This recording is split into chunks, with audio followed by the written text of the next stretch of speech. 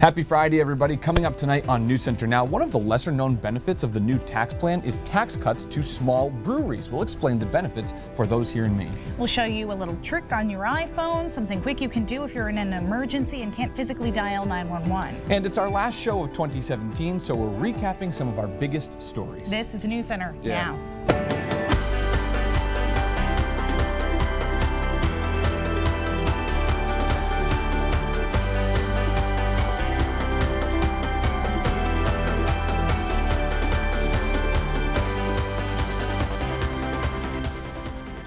Breweries across the country are raising a pint to the new tax plan because beer makers are getting a huge break in the new year. Hello, everyone. I'm Amanda Hill. And I'm Chris Costa. Craft beer is a thriving industry in Maine, and many brewmasters here are about to see their excise taxes slashed in half. Canning day at Mast Landing Brewing Company is busy. But new tax cuts beginning next year could make the process easier. This one specific piece, I think, is going to help our company and allow us to grow. A lesser-known product of the GOP tax reform are provisions to reduce taxes on craft beverage companies, like small breweries. Under the bill, the federal excise tax on beer gets slashed, depending on the size of the brewery. Those that produce less than 2 million barrels a year see tax cuts from $7 a barrel to $3.50 a barrel for the first 60,000 they produce. Breweries like Mast Landing, which cranked out just 1,500 barrels last year, could see more than $5,000 in tax savings. In April, when we filed Q1 of 2018, I'm going to feel that relief immediately. This legislation was 9 years in the making, according to the president and CEO of the Brewers Association. It's a team effort. A lot of us at the Brewers Association and, lots of our members from Maine that have traveled to D.C. or hosted members of Congress at their breweries and, really educated them about our industry. These small businesses that men and women have started all over Maine and all over across the country are going to take that savings and reinvest it into their business. Meaning better equipment, more employees, and best of all for brew lovers, more styles of beer. I think it's a boon. I mean, you've got a lot of breweries that started in the last few years, and they're navigating, how do I get beyond this hump? And something like this is going to be immediate relief. Now, many Portland breweries say the tax cuts are a benefit to the industry. Bob Pease says some of Maine's larger breweries like Maine Beer Company or Allagash could save $60,000 or $150,000 in taxes per year, respectively. Now, those provisions expire after 2 years, but many brewers plan to lobby for them to be renewed. Speaking of a cold one, it is brisk out there. Yeah, it is. Jess Conley's joining us now. And Jess, any relief in sight yet from this Arctic blast? Oh, guys, it doesn't look good. I see what you did there, too. I like it. Pretty good. We had a couple of flurries as we went through this afternoon, a few snow flurries around, especially across southern and central Maine. That's about it, though. Now we're seeing those really wrap up quite a bit.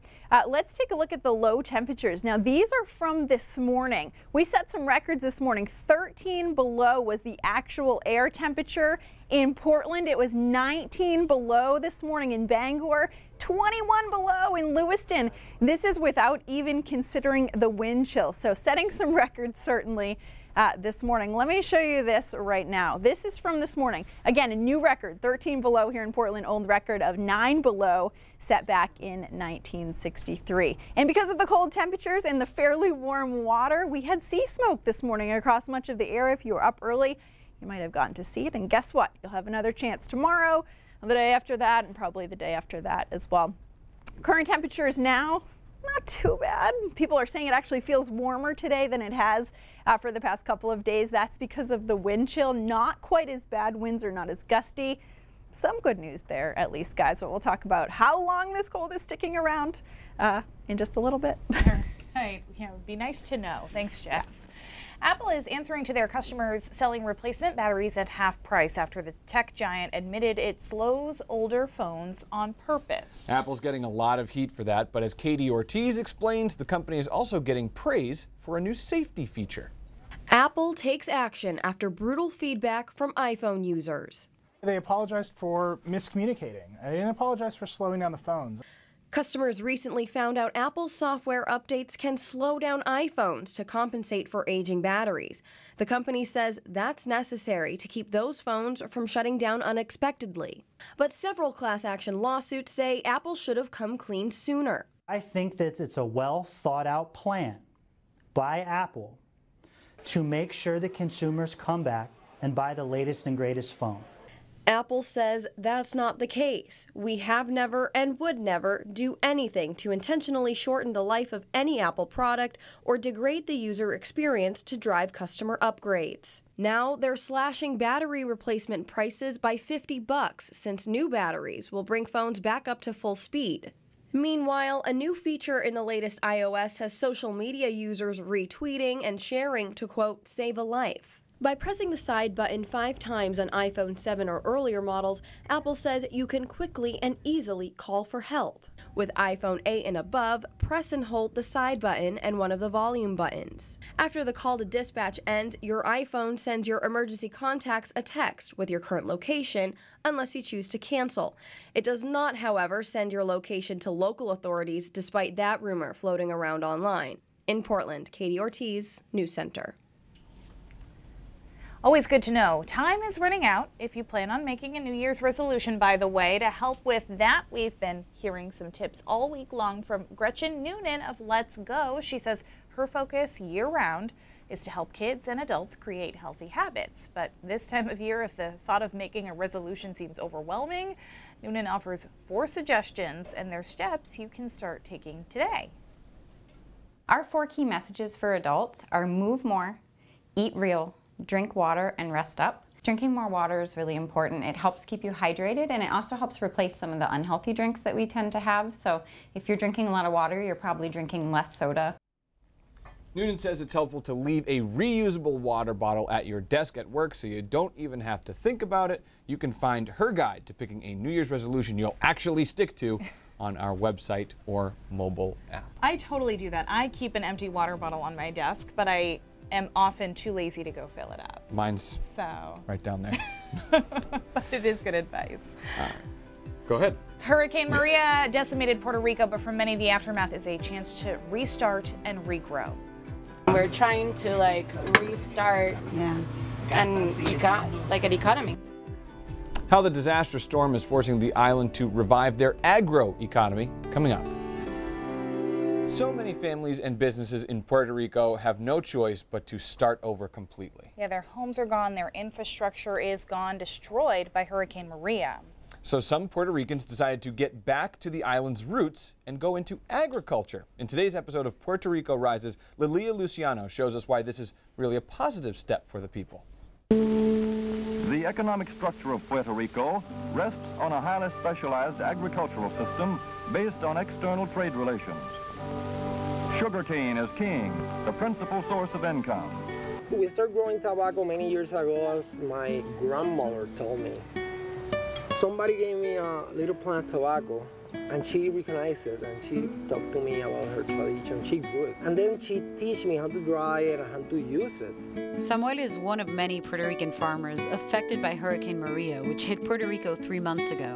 We met Samuel through Tara Rodriguez Besosa and her Solidarity Bus, or Guagua Solidaria. The project, funded by the Puerto Rico Resilience Fund, will take brigades of agroecology experts around the island to rehabilitate and jumpstart about 200 farms in 24 months.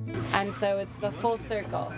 We give them seeds, we buy whatever veggies they have, we cook the veggies, we give the food to the volunteers, and we're trying to restart an economy. About 7 years ago, Tara created a CSA project that connected farmers to consumers across the island and was running the only fully local and sustainable sourced restaurant in Puerto Rico. But when Maria forced her to shut it down, she took the kitchen and operations on the road with the brigade. It was very apparent to me that, aid was going to be slow and canned, to not say. While Tara and Vero popped up the community kitchen, volunteers worked hard on the farm rehab. I have to be honest, I have not done any kind of farm work, and there's something so cathartic, about not just, farming, but just get a feel of how individuals are, literally rebuilding from the ground up. Yams, yautillas, and a large variety of other vegetables and fruits are grown for domestic consumption. Canned crappy food is not a hurricane-related problem. It's what a large part of the Puerto Rican diet consists of, and a lot of what I was brought up on. Puerto Rico's agroeconomy has been long lost. Before Maria, Puerto Rico imported 85% of the food it consumed. I became an agronomist in a time that there were no jobs in agriculture. How did we lose agriculture in Puerto Rico? Globalization. In 1940, 59% of all exports were agricultural products. Of this, 90% was sugar. During the first half of the 20th century, Puerto Rico's farmlands and agricultural workforce were exploited for the production of sugar, controlled by American companies. Starting in the late 1940s, under Operation Bootstrap, the U.S. incentivized American companies to launch operations in the island, creating an industrial economy and leaving the agroeconomy behind. That transformation from agricultural to industrial meant a reduction in the jobs that were available in the island. My father's parents were the first one to get here. My mother came from Cabo Rojo, from the south side of the island. So a lot of people ask me, how did they meet? They met, I usually call this the melting pot of Puerto Rico, because all of our people that left the countryside ended up here, either to go to the airport, take a plane, or just to stay here living, make a living. Jose Caraballo, who lives in Caño Martín Peña, a settlement still forgotten and extremely poor that was founded by the families of those who came from the countryside looking for work in San Juan. It was a jumping-off point for many in the mass migrations of Puerto Ricans to the mainland in the mid-century. A lot of people say the history was that our people left the countryside to come here and look for work. I look at it the other way. The government didn't build schools in the countryside. They didn't build hospitals in the countryside. So our people had to leave, maybe to find work, but I think it was also to find better health and better education for their kids. And it sounds to me more reasonable. They just come to look for work because in the countryside they had work. They were farmers. For many of those farmers, the wisdom wasn't lost. They just had to trade it for opportunity elsewhere. They actually took Puerto Ricans out of Puerto Rico to grow food in New Jersey, in Connecticut. It's not an exodus when you're taking it. It's an extraction. It's an extraction. The phasing off of tax incentives and policies like the Jones Act, which deprives Puerto Rico from direct commerce with countries other than the U.S., have depressed the economy and made the cost of living very high for Puerto Ricans. The solution for so many, and more so after Maria, is to make use of their American citizenship in the mainland. We're just so concerned about our family that we don't care whatever we have to do to survive. Yeah. Doesn't matter if I need to go in the place they don't want me, in the place they've been telling me I'm not welcome. I go there. For my family, I do whatever is needed. You know, we leave with that kind of dream that the kid is going to be Lin-Manuel Miranda. Yeah. You know? Or Sonia Sotomayor. Or Sonia Sotomayor. Yeah, or J-Lo. Or J-Lo. Y la tierra nunca deja de llamar. Never. Many hear that calling and return, like Samuel after he graduated at UC Berkeley, and Tara after becoming an architect in New York. And so did Jose's father in the 60s. And he came back in 63, and they stayed here. They both died here in Puerto Rico. They came back to their country. And it's real nice to be in your country, where you were born, where your mother was born, and live where your parents lived, where your kids lived, where your grandkids have lived. It's been an uphill battle, but it's been a good life. It makes me really emotional. Well, because I think about when I have... It is, you know it is. So where does Puerto Rico take off from here? For Samuel, he'll keep on farming tobacco in the hopes that his son can get a fair shot in a Puerto Rico with less inequality. Tara's goal is 50% food autonomy for the island in the next 10 years. So once you get into the practice, okay, there's going to be a hurricane again next year. Yeah. We just got to know how we're going to bounce back and how to best prepare and how to grow our food in between and be happy. I think that one of the decisions that we've made for many years now is to not wait for government to decide, to not wait for bureaucratic relief, to just do it. Remember, you can see the full Puerto Rico Rises series on our websites or mobile apps. Just choose the Now section. All right, when you look back on 2017, what do you remember the most? Well, we crunched the numbers and found out which local stories you guys talked about the most this year. That's later on Now. And there were a few flurries today. Any more snow to go along with our freezing temps? Jess Conley has the full forecast next. We just had a couple of comments on our Facebook live stream right now. If you're not on it right now, hop on there. But people saying they don't blame you for the bad weather, they blame Keith. Which is typical. I said, don't we all? Yes, yes, we all do, usually. You can always blame me for the snow, but that's all I'm taking the blame for. Especially when he's on vacation. I know. You can blame him even more, right? This is ridiculous. Still cold. Yes. Right. It's like the same forecast almost every day. Is But your dress you know going to what? match the map again today? Oh, hopefully. No. Pretty close. It is. Yeah, it is pretty close. Look at that. All right. The temperatures today, these are the highs from today. They really weren't much better than what we saw yesterday. A lot of people were saying, you know, it felt a lot warmer today. Well, why is that? Because of the wind. The wind was not as bad today, and the wind chills aren't as bad either. I mean, they're still not great, but they're not horrible either. It feels like 3 below right now in Portland. Feels like 9 below in Bangor. Feels like 12 below currently in Augusta. So, again, not great, but not awful either. We're maybe slowly improving. You can see some clouds around now. We had a few flurries earlier this afternoon, too. You can see that line where there are just a couple remaining flurries. For the most part, they have really died down, so that could be good news, too. They were sticking to the roads pretty well because, of course, roads now are frozen solid.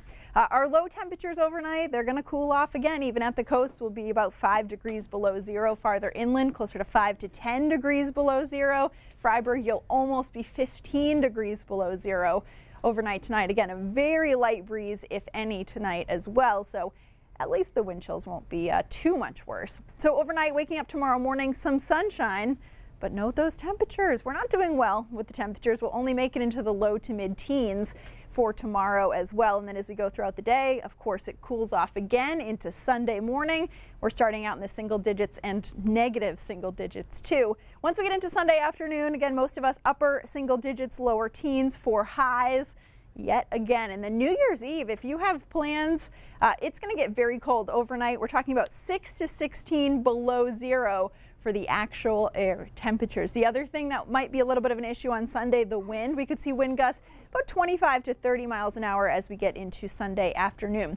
So the storm we were talking about earlier this week and some of last week looks like a pretty good miss well offshore for the weekend, so things will stay mostly dry, but they'll also stay very cold. But we're watching. Here it comes. Thursday, a storm system just offshore now. We were talking about it a little bit last night, too. It looks like it really has shifted farther east. We still got about 6 more days to keep an eye on it, so that's what we'll do. We'll see. It may affect us, though, as we go into about the middle of next week. We kind of want it to come because it'll at least help temperatures warm up a little bit. Here's your extended forecast. That Arctic blast, it's still sticking around. Very cold overnight Sunday into Monday. I mean, we're talking about 5 to 15 below. For New Year's Eve night. So just make sure you're dressing extremely warm. As we get into Wednesday, I know it's awful. As we get into Wednesday, we're talking about temperatures in the 20s. Depending on what the storm does on Thursday, we could see temperatures from the 20s to the 40s. If it moves farther to our west, we'll be warmer and we could even get some rain. But it looks like right now it's going to stay east. That keeps the cold air in place. And then look at Friday. We're back into a deep freeze, it looks like, as we get into the end of next week. Well, the good news is so far you guys are kind of on track with a lot of snow this winter. Yeah, what we've you been predicted. doing well with our long-range forecast, so we're okay with that. Thanks, Jess. Police say 9 beagles were abandoned in a garage in sub-zero temperatures, who they've arrested for animal cruelty, coming up at 5:30. Also ahead in the next half hour, a little more snow fell today, calling more snowmobilers out onto the trails. But this weekend's freezing cold could pose a danger if you aren't properly equipped. But before all of that, now takes a look at the top trending stories of 2017, coming up next. For